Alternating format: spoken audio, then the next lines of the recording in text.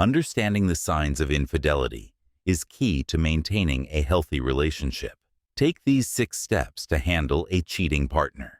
Step 1. Observe your partner's behavior. Watch for sudden changes in routine, emotional detachment, secrecy, or defensiveness. Keep a record of questionable behaviors to address concerns effectively. 2. Open communication. Approach your partner calmly and discuss your worries.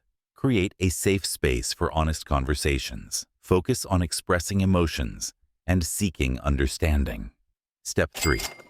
Seek support. Lean on trusted friends or family for emotional support. Professional counseling can offer valuable guidance. Reach out to those who care about your well-being. 4. Gather evidence. Discreetly secure tangible evidence, like messages or photos discreetly. Remember, use technology responsibly to gather information without compromising your mental health. Step 5. Evaluate options and self-care. Reflect on your relationship's future and set personal boundaries. Emphasize self-care practices to nurture your emotional well-being. Seek professional guidance for navigating infidelity. 6. Make a decision and take action. Trust your intuition and make a decision that aligns with your values.